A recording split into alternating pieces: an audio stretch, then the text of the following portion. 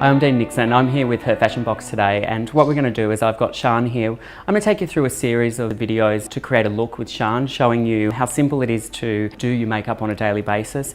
Also to the importance of using the right tools in order to achieve that makeup finish. So we're going to use a lot of brushes that I've created over the last couple of years to really simplify the way that we apply makeup and the way that we look at the application as well. So what we're going to start with today is prepping the skin, which I've already done. It's really important with skin that you hydrate the skin before applying any makeup. The next step is then to use a foundation primer, which I really love. I think what it does is it locks in the goodness of your moisturiser and your skincare. It smooths out the texture of the skin, and it also minimalises any fine lines as well, whilst allowing the makeup to lock onto it for a longer wear. So the primer that I'm using, I use the Laura Mercier primer. I've been using this for 15 years. It's one of my favourite on the market. I use my foundation brush to apply my primer. You can use your finger to work it in, but what I find that with the foundation brush, I can get a beautiful, smooth, even finish to the entire skin. Now with primers, if you look at, if you're a little bit drier, you might want to look at a illuminating primer. Alternatively, if you're more oily or you have an oilier skin, you want to go to an oil control primer that's a little bit more of a matte finish. This one here sits in the middle, which is why I love it, because as an artist that works on lots of different faces, I need something that is more universal. So that's why I choose this. And then I just use my foundation brush to pop it into and all over the entire face, avoiding the eye area. So once we've done the primer, we move in with the foundation and concealer. I always recommend using a foundation brush. It is probably, to me, one of the most important brushes, because with anything else, if you use a foundation brush, you'll use less product. So it's much more cost effective. What I love about it from an application perspective is that it is more control, or gives you more control. So you'll end up with this sort of much more natural finish to your makeup that is ideally smoother. Using fingers, the foundation will tend to do what it wants to do rather than what you want it to do. Alternatively, the sponge, which was sort of, I suppose, the first advancement past the fingers, tend to absorb lots of foundation, so you just are losing lots of product. It can be quite unhygienic as well. So foundation brush. I'm going to use a foundation. Now, what I'm going to do is I'm actually going to mix two colours together. Rarely in the real world or in your world would I probably recommend that you need two foundations. What you want to do is choose a foundation that meets the skin tone directly. One of the easiest ways to do this, and it's a question that I get asked all the time, is how do I match my foundation or foundation colour in general? What you want to do is go into the jawline. You want to match directly to the face. Now, if you've got a little bit of tan and your face is lighter, then look down towards the décolletage area and match into there and blend up. Don't find colour in your foundation. So if you want to be a little bit more tanned, fake tan or bronzer, a darker foundation will just look unnatural and heavy. I pick up a little bit of the foundation and I head to the middle of the face. This is where most people need the coverage. Okay, this is a sheerer based foundation, and I believe that foundation is not about coverage, it's about evening of tone. Okay, so it's not about hiding your blemishes and your pimples and your redness. It's about evening it out. Okay, so what we want to do is blend through. Now, if you've got the most perfect colour and you've got great skin, you only need to put foundation where you need it. There's no need to put it all over the face.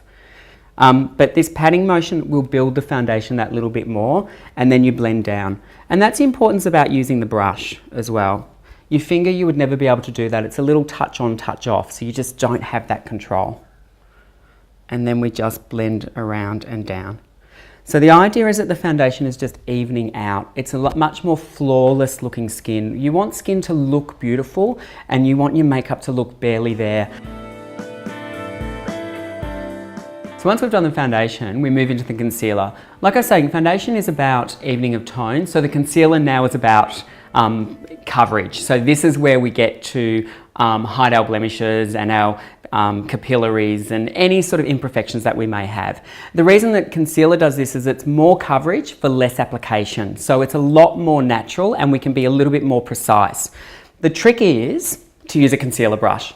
And the reason being is because concealer is thicker, it has a tendency to want to cake up a little bit more and look a little bit more unnatural. You ever notice that if you're ever trying to conceal out your dark circles and sometimes you can just highlight the problem, it's because you're not controlling the concealer properly. Concealer brush becomes your tool to then paint it in, so you have, again, full control of it. Cream-based concealers are probably my favourite because they're more universal.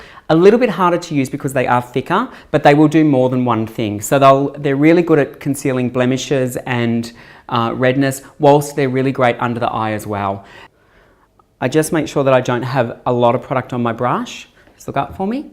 I add directly into the area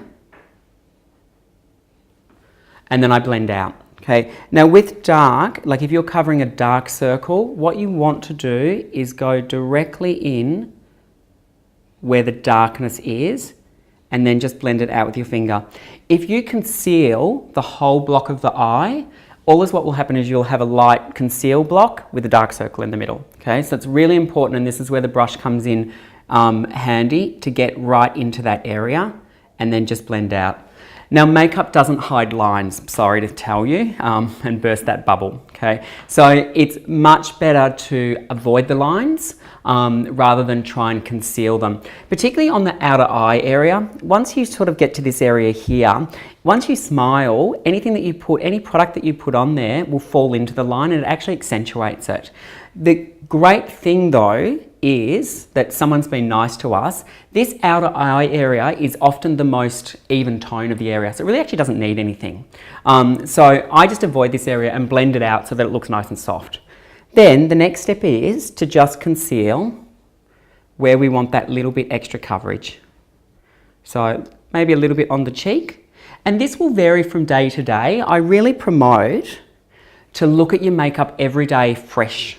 Like it's a new, well, it is a new day, but look at it fresh every day, because some days you might have a blemish, so you need a little concealer there, but the blemish might not be there the next day. Same with redness. Some days you'll be a little, you may have a little redness, and other days you may not. So don't get in the habit of doing exactly the same thing every day.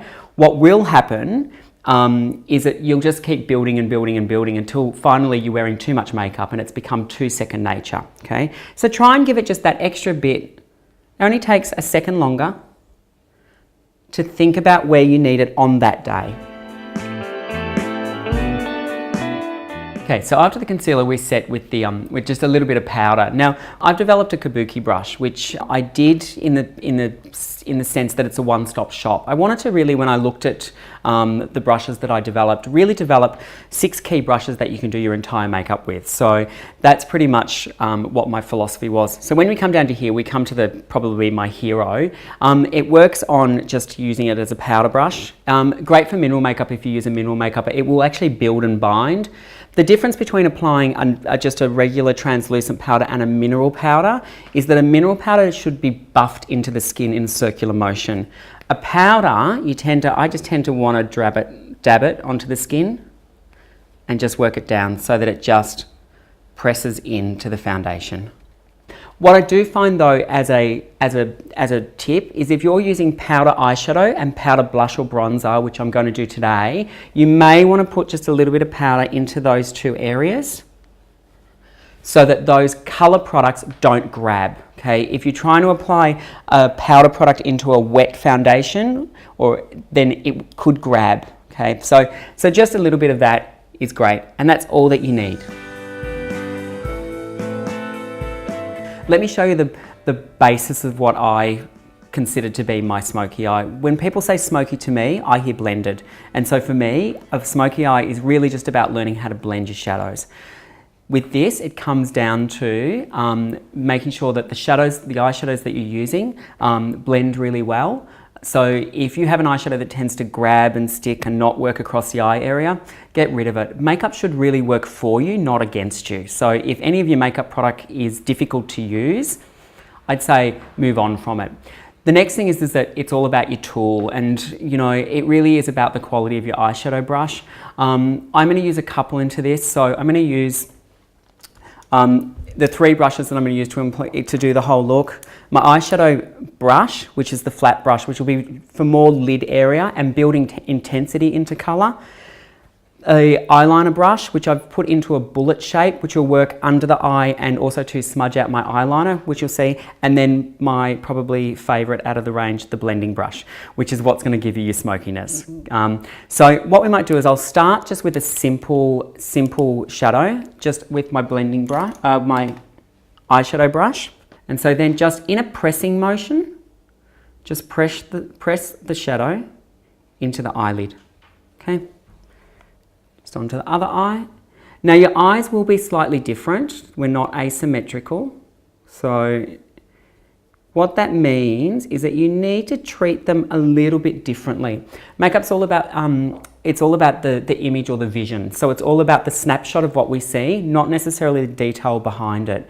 So what you want to look is when you look at the eye, that they look even. So in order to do that, you may have to adjust the shadow on one side or the other, up or down, okay? Just play around with that. You know, if you're in the mirror and you've got a little time, just play, you'll work it out. Alternatively, it's a really good way to change the shape of your eye as well. And you can see, just we'll add a little bit more in, just by adding this one colour, just gives a really beautiful pop to the blue of the eye. And that could just be a really simple, natural look. The next thing that I'm going to do is I'm going to bring in a second colour. Now I would only do a 2 to 3 colour eye, really, of colour, of shadow. I wouldn't go past that much more, because I think then it's about blending colour on colour. And if you love to do that, then that's great. But I think that for most, 1 to 2 is more than enough, okay? So what I'm going to do is I'm actually going to move to my blending brush for this, and I'm just going to pick up a warmer brown. We'll use the same palette. I'm just going to make sure that I don't have any excess shadow onto the brush. I'm just going to head into the outer corner of the eye and blend in. So when you're heading towards your darker eyeshadow, it makes sort of sense, or it feels right, to start here and go this way. You've got the most eyeshadow on your brush, you've just put too much eyeshadow in probably what you want to be the lightest part of your eye.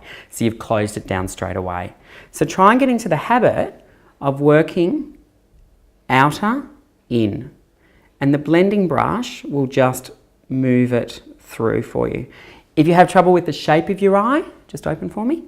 Do it with your eye open. So that's how you're going to see your eye, so you can just move it around like that. Just finish off this other side. And this is just really quick and simple. I'm not doing a strong eye. A smoky eye does not have to be black and grey, okay? And a lot of the time, when people say to me, oh, I try and do a smoky eye, but I look like I've been socked into the eye, my first question back is, what colour are you trying to use? And I know the answer is going to be black or grey. Okay. If you're having trouble doing a smoky eye with black and grey, lighten the colour up. Remember that a smoky eye is all about blending, so it's a blended eye. You can still have a beautiful, soft, natural, you know, smoky eye, but in a softer colour. Once you've mastered your blending technique, then add in the darker colours. I'm going to be a little tricky here, just because I want the depth of the eye. I don't want to overtake this beauty of the eye, and I think that this is a great thing about makeup. It really is all about balance, and it's about working one section against the other, not to overtake, but to work in perfect harmony. So what I want to do is I'm going to start just with the top of the eye. And if you notice, I've got 2 eyeliners and an eyelining brush in my hand. I've got a black eyeliner and a brown eyeliner. The reason being is I'm going to use the black eyeliner to give me fullness and shape to the upper eye, and a little bit more pop to the eye, and a little bit more depth. I don't really want to take that down to the bottom. I don't want that sort of intensity today. So I'm going to use a little bit of brown eyeliner just into the bottom of the lash, okay? So we start with our liner on the top. What I do is, because we are going to blend this, it doesn't matter so much about getting a straight line. It's more important about getting the line planted as close to the lash line, okay? If you miss your lashes, when you put your mascara on, it will look like it's floating, okay? That your lashes are sort of starting a little further away from the actual eyelid. So what we do is I come in from the outside in to the middle, and I might just do a little bit of liner here today, just to the middle of the eye. If I wanted to do a complete line from one, like the full eye, I would go inside to the middle. So always work towards the middle of the eye. So outside to the middle, inside to the middle. Okay, and then that way you're heading into the lash line. So you're actually planting the liner directly in. Then what I'm going to do is just smudge off that liner with my brush so that it blends out. So what I do is I create the line a little bit smaller to what I want, and it's beautiful and soft and it's nice and smoky.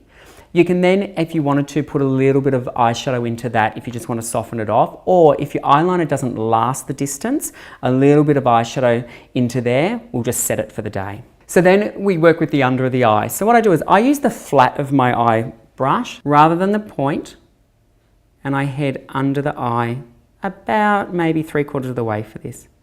Again, the more eyeliner that you apply, the more dramatic it's going to be. Okay, but you can see that the brown under the eye just keeps it nice and soft. And I just blend that through with the eyeliner brush. And you can see that that just then gives a really nice pop to the eye, but it keeps the balance of the eye nice and soft as well, and it's still beautiful, and that's the point. We just finished off the eye now with some mascara. So with mascara is big business. Don't even get me started on that. I think that, in my opinion, most women know how to apply mascara. What I do is I just come into the area, make sure that there's no excess onto your mascara wand, open and look down, and then you just want to keep the lashes moving, just backwards and forwards, just so that they don't clump together. So down for me again, and right again to the base of the lash. So if you want to get right into the corners of your eyes and you find it quite difficult, look the opposite way. So if you look out that way for me, and then I can get right into there. Probably opposite for you in the mirror. Down this way for me, and then I can get right into that corner there. Look up for me, and a little bit on the underneath as well for this. Just grab that little bit off. And then same with the unders as well. You can actually play around with the shape of your eye a little bit as well. So if you want to make your eye longer, you want to concentrate the mascara to the outer corners of the lashes. Same thing as if you want to bring this and bring more attention to the middle of your eye, you want to sort of bring more mascara into there. And if you've got eyes that you want to open more, really concentrate on the arch of the middle part of the mascara or the lash as well. And that will really open the eyes up as well. Okay. Then what you can do is just add a little bit, slowly build it, a little bit where the sun would naturally touch. Okay, so forehead, a little bit on the tip of the nose and a little bit on the chin. And you can add a little bit down into the cheekbone as well and into the cheek area. Okay, don't be over bronzing. Okay, that's probably my biggest thing. Then what we're going to do is just finish off with a little bit of a pop of colour of lip, and we'll be done. So with the lip, what I want to do is I just want to add a little pop of colour. So I'm not going to line the lip out here. I think lip liners are great, but you don't need to use them all the time. So what I'm going to do is I'm just going to grab a little bit of lipstick that I've got on my hand, and just with my finger, I'm just going to press it into the lip area so that it looks just like a stain. Okay, and then that way it gives that little hint and that burst of colour to the makeup. It ties it in all beautiful, but it doesn't become about the lip. And then you just get that really nice, healthy balance. So just really easy, really simple, and really easy to maintain as well. So you won't have to worry about reapplying your lipstick too much. You could blot that and do it again, and that would give you more life to it, but you'll find that that will just last. So there you have it. So really nice and simple techniques. Make sure that you're using the correct brushes for the correct sort of application, and you'll be fine, and it'll be easy.